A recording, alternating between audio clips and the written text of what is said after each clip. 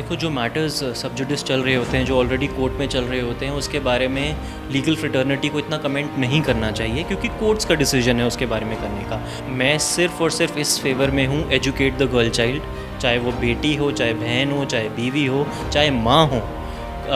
लड़की को एजुकेशन लेने की कोई एज नहीं होनी चाहिए, ठीक है। इससे पहले सेपरेट न्यूज़ आ रही थी, सोनम बेवफ़ा है, ये बेवफ़ा है। आई थिंक एक ना नेटिजन्स का एक कंट्रोलिंग बिहेवियर, ये जो बुली कर देते हैं, ये बहुत गलत है।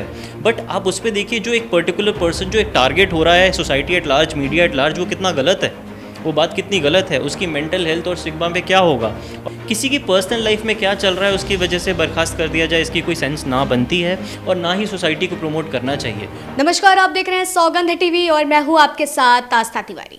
हमारे देश में अगर देखा जाए तो लगातार ये बात छिड़ी हुई है कि महिला बेवफा हो गई। जी हाँ, दरअसल हम बात कर रहे हैं ज्योति मौर्य की, जो एसडीएम बनी और एसडीएम बनने के बाद उन्होंने अपने पति को छोड़ करके अपने प्रेमी के साथ वो आगे बढ़ गई, अपने रिश्ते को आगे बढ़ा लिया। लेकिन इस बीच चर्चा का विषय रहने वाली और लगातार ट्रोल होने वाली ज्योति मौर्य के पीछे ये बात कही जा रही है, सोशल मीडिया पे तमाम चर्चे चल रहे हैं कि बेटी को पढ़ाओ, बीवी को नहीं। अब इसके पीछे क्या कुछ कानून है, क्या कुछ अधिनियम है, क्योंकि अगर इसके पीछे कानून लागू होते हैं, कोई केस बनता है, तो इस पे हम आज वकीलों से राय लेंगे। और जिस पे हम आज बात करने के लिए हमारे साथ सुप्रीम कोर्ट लॉयर सार्थक अरोड़ा जी मौजूद हैं। सार्थक जी, जिस तरीके से ये केस हमारे सामने आया और देखा जाए तो सोशल मीडिया का सबसे वायरल केस ये बताया जा रहा है, तो आप इसको किस तरीके से, किस नज़रिए से देखते हैं? एक लॉयर के हिसाब से ये चीज़ें क्या वाकई सही हैं? जो ये प्रेजेंट केस है, इसमें एक एसडीएम के बारे में बताया जा रहा है। देखो, इसके दो पर्सपेक्टिव आएंगे, एक तो लीगल पर्सपेक्टिव जो है, दूसरा मॉरल पर्सपेक्टिव। अब ये ऑनलाइन ट्रोलिंग जो एक कल्चर है, मैं इसका इतना फेवर में नहीं जाता हूँ। अब ये जो एसडीएम हैं, उनका अगर आप रीसेंट इंटरव्यू देखेंगे तो उसमें उन्होंने बोला है कि ऑलरेडी डाइवोर्स प्रोसीडिंग्स या मैट्रिमोनियल प्रोसीडिंग्स चल रही हैं, which is a different angle. तो जो कोर्ट्स में वो बोलेंगी, जो भी एफिडेविट्स देंगी, वो उनकी अपनी इट्स अ पर्सनल मैटर, जो भी उनसे पूछा जाए it's a personal matter. But society as a whole या सिटीजन्स या नेटिजन्स जो बोलते हैं, वो एक पर्टिकुलर पर्सन के पीछे इतना बुरी तरीके से पड़ जाते हैं, तो एक तरीके से ये सही नहीं है, ठीक है। अब हमें we don't know all sides of the coin, so we don't know कि एक्चुअल में हुआ क्या है।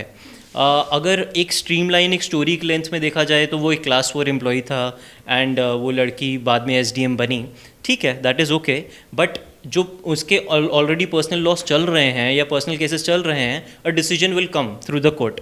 सो उस पर इतना नेटिजन्स को ट्रोल या बुली नहीं करना चाहिए किसी को। जी, जैसे आपने बताया कि वो डिवोर्स की चीज़ें, सारी चीज़ें चल रही हैं, आपसे इस बीच एक सवाल ये भी करना चाहूँगी कि एक कथित ऑडियो वायरल हो रहा है, जिसमें ये बात कही जा रही है कि वो उनके पति पत्नी के बीच में झगड़ा हो रहा है उनके प्रेमी को लेकर के। तो जब ऑलरेडी ये सारी चीज़ें पहले से उनके हस्बैंड को पता थी, तो फिर इतना उस चीज़ को ट्रोल करना, ये सारी चीज़ें सही होती हैं? देखो, जो मैटर्स सब जुडिस चल रहे होते हैं, जो ऑलरेडी कोर्ट में चल रहे होते हैं, उसके बारे में लीगल फ्रेटर्निटी को इतना कमेंट नहीं करना चाहिए, क्योंकि कोर्ट्स का डिसीजन है उसके बारे में करने का। अब ये जो एंगल है, क्योंकि ऑलरेडी पब्लिक मीडिया में इतना सर्कुलेट हो गया है, तो the courts will decide whether there is a third person involved, क्या है उसके बारे में। तो इतना लिमिटेड मैं लेकिन इतना कमेंट ज़रूर करना चाहूँगा कि अगर ऐसे कोई सिनेरियो कंडक्ट होता है तो एक दायरा होना चाहिए, कहाँ तक हम किसी की पर्सनल लाइफ में इंटरवीन करना चाहिए, और इसके लिए डेफिनेटली गाइडलाइंस और रूल्स बनने चाहिए। जी, आपसे मैं ये भी जानना चाहूँगी, हाल ही में अधिवक्ताओं के बीच में भी इस बात को लेकर के झड़प हुई, जिसमें एक तरफ पक्ष वाले बोल रहे थे कि जो चीज़ किया ये चीज़ गलत है, लेकिन दूसरी तरफ ये भी बात कही जा रही थी कि बेटी को पढ़ाओ, बीवियों को नहीं। तो उस एंगल से अगर देखें तो दोनों की तरफ से दलीलें क्या आनी चाहिए? बिल्कुल, मैं सिर्फ़ और सिर्फ इस फेवर में हूँ, एजुकेट द गर्ल चाइल्ड, चाहे वो बेटी हो, चाहे बहन हो, चाहे बीवी हो, चाहे माँ हो। लड़की को एजुकेशन लेने की कोई एज नहीं होनी चाहिए, और हमारी सरकार खुद एक देती है कि 14 ईयर्स तक तो राइट टू एजुकेशन ही है। उसके बाद हायर एजुकेशन में ज़्यादातर देखा जाता है रूरल एरियाज़ में रोक दी जाती है उनकी एजुकेशन, जो कि बहुत गलत बात है। और कोई भी अगर एक ये पक्ष लेता है कि लड़कियों को नहीं पढ़ाना चाहिए, उसको फिर से पढ़ाई करनी चाहिए। सार्थक जी, क्या आप ये बता सकते हैं, अगर देखा जाए तो इस किस्से को जो है सूर्यवंशम एक मूवी आई थी उससे किया जा रहा है और लगातार ट्रोलिंग का है कि अब मुझे दूसरा हीरा नहीं बनना है।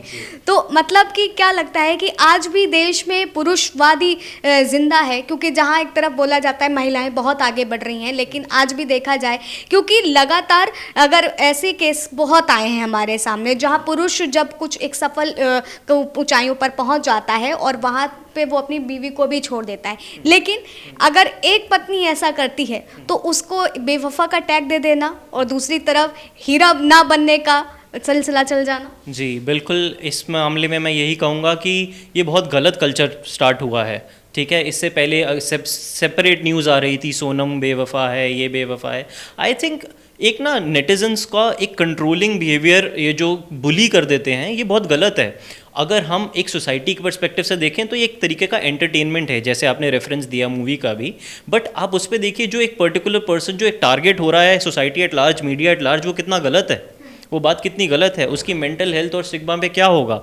और मान लीजिए कोई गलत स्टेप अगर वो पर्सन लेता है, who is at fault? The entire internet community.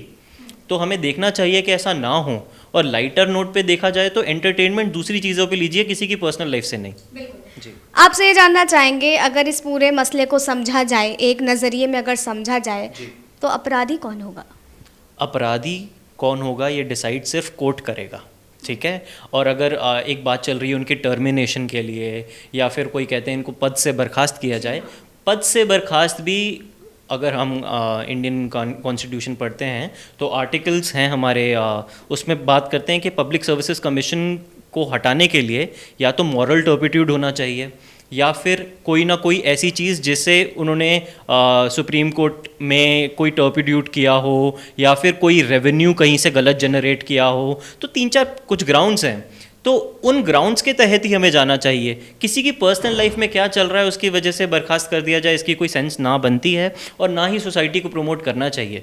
ठीक है, एक तरीके का एंगर अलग, एक तरीके की भावनाएं अलग, लेकिन हमें सोसाइटी एज लार्ज बहुत रिस्पॉन्सिबली एक्ट करना चाहिए। आखिरी सवाल आपसे लूँगी सार्थक जी, ये बताइए मुझे कि अगर इस पूरे मामले को देखा जाए तो ये कौन से आर्टिकल के अंतर्गत आता है, और दूसरा, अगर आर्टिकल के अंतर्गत आता है तो जो भी अपराधी आने वाले समय में दोषी करार दिया जाता है तो उस हिसाब से सज़ा क्या होती है? सज़ा, हम सिर्फ टर्मिनेशन के बारे में बात कर रहे थे, article 317 of the Indian constitution, as to how the chairperson और any other person of the public services commission can be removed. ठीक है, तो इसमें जो ग्राउंड्स हैं वो ग्राउंड्स यही हैं, फर्स्टली क्या उसने कुछ मॉरल टर्पिट्यूड या लीगल टर्पिट्यूड किया है। ठीक है, उसमें उस एम्बिट में ये नहीं आते हैं, इनका बस एक पर्सनल केस चल रहा है, that the court will decide. उनका जो मैट्रिमोनियल मैटर है उसमें क्या डिसीजन आता है, that the court will decide. उसके अलावा I think the Indian administrative service rules होते हैं, उसमें भी टर्मिनेशन के बारे में बात कर रहे हैं। तो ये बहुत ही ज़्यादा उनकी जो पोजीशन है, एसडीएम आई थिंक आईएएस की फर्स्ट पोजीशन होती है, एंड उसके बाद प्रमोशंस होती हैं। एसडीएम की रोल्स और रिस्पॉन्सिबिलिटी में सबसे ज़्यादा इंपॉर्टेंट एस्पेक्ट आता है पब्लिक सर्विसेज, पब्लिक ग्रीवांसेस। अब अगर पब्लिक ही एकजुट होकर किसी के अगेंस्ट हो जाए तो उनकी रोल और रिस्पॉन्सिबिलिटीज़ नलिफाई हो जाती हैं। ठीक है, तो इस मामले में अगर सिर्फ उनका टर्मिनेशन देखा जाए, that is at the hands of the the Indian judiciary, and we should leave it to them, and we should not comment that much on that. तो हमारे साथ अधिवक्ता सार्थक जी जुड़े थे, जिन्होंने तमाम चीज़ें अगर देखा जाए तो क्लियर आउट करने की कोशिश की गई है कि किस तरीके से ज्योति मौर्य को लेकर के लगातार जो ट्रोल किया जा रहा है, लेकिन अगर कानूनी दायरे में देखा जाए तो जिस तरीके से सभी को अपने प्रेम को चुनने का हक होता है, लेकिन अगर कहीं पर कुछ कमी पाई जाती है, जिस तरीके से उनके पति का लगातार आरोप है कि उनके बच्चों से भी उनको नहीं मिलने दिया जा रहा है, उन्हें धोखा दिया गया है, लगातार ज्योति जो है वो ट्रोलिंग का भी शिकार हो रही है, तो उस दौरान ये भी उठे गए, क्या अब उनको अपना एसडीएम पद छोड़ना पड़ेगा? तो इसको लेकर के हमने तमाम चर्चा करी, और उन तमाम हर एक पन्ने, अगर देखा जाए हर एक पन्ने से वो सारी चीज़ें क्लियर आउट करने की कोशिश की गई है। उन फाइलों के अगर देखा जाए तो उस तख्ती से भी जो है सारी चीज़ें जो है दरकिनार करते हुए तमाम बातों को क्लियर आउट किया है, और इसी तरीके हम तमाम खबरों से आपको रूबरू कराते रहेंगे। तब तक के लिए आप बने रहे सौगंध टीवी पर। कैमरा पर्सन अंकित के साथ आस्था तिवारी। आप देख रहे हैं सौगंध टीवी, सौगंध वतन की।